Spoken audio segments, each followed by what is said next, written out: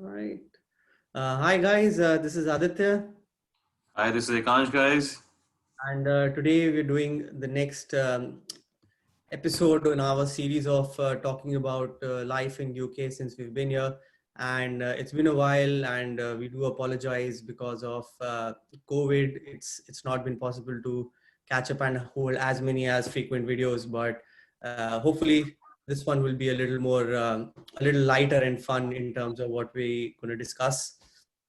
And the reason we're doing a Zoom call is because you understand that the UK is again under lockdown. And as always, we're following all the rules and regulations as we always do throughout our life and will keep doing. So, this Aditya is in Manchester, I'm in Liverpool, and we've set up a Zoom call at the end of the day for our next video. I know we're coming up after a few weeks, several weeks actually. But I think what we intend to do is we're going to be more regular and we're going to be coming up with more topics, more information, hopefully more fun. And yeah, so the topic today is going to be something which is pertinent to everyone. It is something we all go through. And I think we picked up this topic based on one of our conversations that we're having recently. So, do you want to tell everyone what we're talking about today?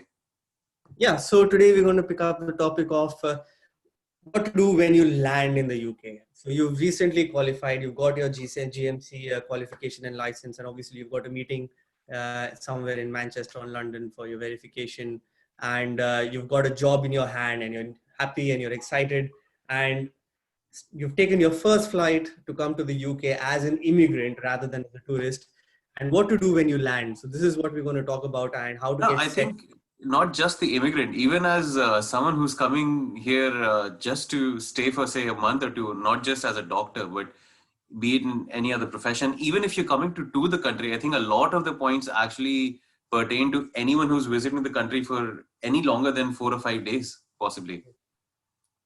So one of the first things I think when one that you notice when you land is, of course, you go through immigration and you've got your bags to collect, and you've got loads and loads of bags because you're here for a long time, obviously. Uh, it's very important key point, I think, and this is what Ekansh actually pointed this out to me because we both had this problem. Make sure that you've got a pocket of change, essentially a coin worth £1. So this all happened to us because we both came in carrying 20-pound notes because that is the one that is quite easy to get. And when you come to the airport and you're used to getting those free trolleys back in India or in most airports, which you can just pick off somewhere and drop off. Unlike that in the UK, for you to get a trolley, you need to actually put in a £1 coin, and only then can you access the trolley actual. Otherwise, you end up carrying and dragging all those bags by yourself. Yeah, it's a very small thing, but there's something that can really cause a lot of trouble if you don't have that £1 coin with you, which is essentially a deposit, and you get it back as soon as you return the trolley. You But can there is another way around it. As I found out, was when you put in a 20-pound note, you get 19 pounds worth of change in coins. And I carried those 19 coins around for the next several weeks till I and that probably works only at the airport, but not at or Sainsbury's. for sure. Second thing, always carry a really nice coat, especially a long one. Hopefully, one with a hoodie because never trust the weather in the UK. It can get cold and windy any second. Even if it's sunny, it can be cold. Absolutely, I think the weather is one of the most inconsistent things that you'll find about UK, and it's not just Do you think Manchester. as inconsistent as Boris Johnson or maybe lesser? Probably, Probably at the I same think level, I'm guessing. we're at loggerheads with each other on that. So I'll probably end it there. And once, so whether it's the British summer or the winter, they're both inconsistent and they're both very unreliable. Especially Manchester in the northwest, which is very rainy, and you can all expect it to rain any moment, anytime. It's a common saying in Manchester that you get 4 seasons in one day. True. I think that almost pertains to the rest of the UK as well. And the next thing that you want to do is keep your coats, keep a pair of mittens, your hoodies, or your pullovers. Along with that, always keep a camera. I mean, I know we all carry probably nice phones which have cameras, but if you have any passion towards photography, you'd want to keep your SLRs handy, because some of the views, be it any season, be it spring, summer, autumn, are just stunning. And as soon as you walk out, you feel the difference. And I'm sure you probably want to capture your first few moments here. Um, Absolutely, and I think there's always that spot that you can find where you can get that that picture that you saw somewhere on the internet, and this is the time, and it's generally a good colorful time to soak in, I think it especially. makes for good memories as well. It's your first photo when you land, and you always reminisce and feel nostalgic about it. Well, actually, you're right. But I still remember the first drink I had was the Christmas season pumpkin spice latte, which was which is essentially just a winter drink, and you don't get it throughout the year. And because it was my first, I still remember that. Okay, that's And you what also my have to always, so since you brought up that, you also always have to try the mulled wine when you come here. You have to find a German market or Christmas market. I mean, we probably might not have it this year because of the COVID pandemic, but when you get a chance, and I think I browsed through several Christmas markets and almost would try mulled wine everywhere. I think Aditya, you're probably there with me through most of them. absolutely. I think we've been to Manchester, Liverpool, anywhere essentially you go, you'll find a Christmas market, and Okay, it's a good so getting the point, now that you've collected your bags, you're well covered up, you've got your first click, you probably got your first drink as well. Now getting to wherever you need to get to. Cabs in the UK are shit expensive. You will probably burn a big hole in your pockets. What you can do is take trains or the buses, because the public transport is actually really good. The trains are very convenient. They're very frequent. All you need to do is maybe get online or download the app called Trainline or TrainPal or one of those, and just look up when you're about to arrive. Get to the station. The instructions are amply clear. If you still struggle, feel free to ask anyone. People are generally very helpful, and they'll guide you to the right train or the right bus. And this is very good. I think public transport, unlike in the US, is very good in the UK. It's very reliable, and you've got lots of options. And it's essentially the way to travel for most of the people, that whether you're going to work or you're. And as you can understand, if you're landing at a major airport, you've certainly got fast trains, you've got some regular trains, you've got buses, and you've got quite a bit to choose from. And like Ekansh said, it just takes a bit of effort to go on Google, download an app, and find that information. Worst comes worst, you don't have data pack, you don't have internet, you can straight off walk to the train station and buy a ticket from the counter. So yeah, moving on. So you've got your stuff, you got your ticket for the bus or for the train. One thing that I think people here really appreciate is the fact that you greet people. Get into the habit of saying your hellos, saying your thank yous, saying your welcomes. I think it's generally something we should all incorporate in life. I think we don't appreciate things enough, even though we might actually recognize it in our minds. So it's a good habit to verbalize it. It establishes a good rapport. Well, actually, picking up on that, there's a few things. It's just about general etiquettes of your day-to-day working and your day-to-day, like you mentioned, greetings. I think even if you're going to the shop to buy, a simple grocery, anything that you're going to buy, saying a good morning or a hello and a thank you at the end, that's just the norm. It's not something that's it's not something like back home where you'll get eyes like that for trying to strike up a conversation. But it's I think it's the norm, it's polite, it's the decent thing to do. Just to pick up on that, once I think the last time when I've been to India, I remember that when I was walking into a cafe, I was holding the door for a couple of girls that were walking behind me, which we get into the habit, and they gave me such a bad look, as if what I've done, and maybe I'm just a doorman there. But then, these are the things, that small things that you difference, small differences that you notice, and but it's the norm here, and you should get used to it. And also, one of the things that might throw you off is the British greeting, "Hey, you all right?" That put me off. By the way, when you held the door for those girls, did you get a tip? Fortunately, not. No use, man. I would have just left the door. Anyways, so moving on from wishing people, the next Yeah. thing to do So, is you all right is simply a greeting to say that are you okay? You all right? It's just a polite way of saying hi. It doesn't mean that it doesn't mean that you look like you're not all right. A lot of people have that confusion. I had it because I was traveling outside UK prior to coming here, and an Englishman came up to me and asked me, "Hey, you all right?" Like, what? What do you mean? He said, "Yeah, you're right." Said, "Yeah, I'm all right." Why? Why do you ask? And that's no, it's just a say way of saying hi, and that's how you get used to it. So just say, "You're all right." "Yeah, I'm okay. How about you?" And that's all that needs to be done. so essentially you all right is hello, from what I understand.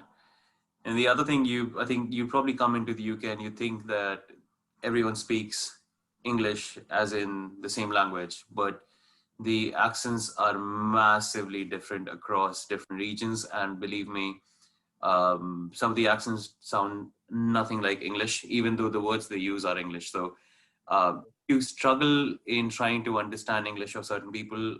Believe me, you're not the first and you won't be the last. There are people who are born and brought up here who struggle with accents from people coming from different parts of the country. So it's fairly natural for everyone to struggle. It just takes time for you to get attuned to it. And people know this, people everywhere understand this. So if you ask them to kindly repeat themselves, they're more than happy to. You can ask them to slow down and tell them that, hey, I'm not familiar with your accent. I'm not familiar with this. Um, this way or with this accent, so could you please slow down? And people generally do that. Yeah, I think it's absolutely all right. Just a matter of time before you get used to where you're living. That's all. So now that we've spoken about this, I think there are a couple more things that we'll touch on in this video. Is getting a SIM card in this country is very easy. You can get it off any shop. It's pretty straightforward. You literally just go in and buy a SIM card. There's several network providers. What is actually difficult is trying to choose the right plan because data is generally at a premium here. However, the most common ones that the immigrants tend to use are the Leica and the Libara because they tend to give off some amount of free minutes of calling to India or the US and so on and so forth. However, there are many other network providers who are actually cheaper as well. Absolutely, it just depends on what you want to choose. So, similar to what we have as a prepaid is what is called as pay as you go, and you buy a SIM and you'll get some data pack and a limited amount of money in it. And similarly, if you have a credit card, which is a minimum requirement for a proper postpaid plan, which is essentially a contract for a year or a year and a half, depending on how long you want it for, and you'll get a monthly debit from your account, and it's yeah, different providers, and you can just pick up whichever you like and you're more comfortable with. I think the other thing probably is to not try and get money converted at the airport. It's something everyone knows, but something you tend to forget. But just make sure that you carry some change with yourself or carry a Forex card. But getting uh, currency converted at the airport is generally a bad deal. Well, I think moving on, next, what you need to do is actually sort out an accommodation, a permanent one rather than a temporary one. So as you move in, you might be living in a hotel or an Airbnb to start off with, but if you're starting a job in a hospital, it's always, in my opinion, a good idea to start off with the hospital accommodation if they are able to provide you with one. Obviously, not all hospitals have that facility, but it's a conversation that you need to have prior to joining and prior to coming to the UK with them. And most of the times, if an accommodation is available, they'd be more than happy to accommodate you in them. The advantages of taking the hospital accommodation is because while you're starting work, you've got all of the things sorted out for you, at least to start off in the first few months, because it's the place is all set up. You've got Wi-Fi, you've got got your heaters set up, you've got furniture, basic furniture there. It's a furnished place, and most importantly, it's cheap. It's going to save you lots and lots of money, at least in the first few months, if you take up the hospital accommodation. I And think in my even if the hospital accommodation isn't provided, you best can ask. advantage in my view is that I wake up and I just walk to work in 5 minutes. For a lazy person like me, that's what takes me over the line that yes, this is the way to go. But I'm not lazy. I am always up early, as you can see. But I think even if your hospital, for some reason, is not able to provide you any accommodation, your line managers will be are generally very helpful in giving you suggestions of where you can find reasonable accommodations near the hospital. So feel free to ask questions. People are generally very helpful. They will do their best to reach out and make the process of assimilation into the system very easy for you. I think we'll cut the video here. Before we do that, I think we'll summarize everything that we've said in a gist. As when you land, make sure you carry some change. Make sure you carry your mittens, your woolens, be it gloves, be it masks, be it pullovers. Carry your camera. Make sure you check up your train timings or your bus timings, or maybe you can actually get Uber in most cities as well. Um, Anything else that I'm missing out on, Aditya? Well, I think you've covered it all, and I think this is a thing that will keep you at least started you off for a week. And once you're settled in at work, you're joining work, you're more settled in a few months' time, then you can actually start looking for formal accommodations, which we'll take up in the next video. Super. So as always, if there's any questions, any doubts, please feel free to send us an email or post any questions on the videos. We'd like to thank all those people who subscribed to our channel and who've reached out to us. We hope we've been able to help you with the answers. We try to do our best with our experiences, with our knowledge, and we try and keep finding out more from what people ask of us. I think we'll keep on doing that. This video was kept purposefully to be something very light-hearted, keeping to the times of the COVID pandemic. But I think we'll be coming back with more interesting and fact-filled and information-laden videos very, very soon. Absolutely. Okay. All right, guys, thank you. Calling it quits for tonight. Good night. Bye-bye.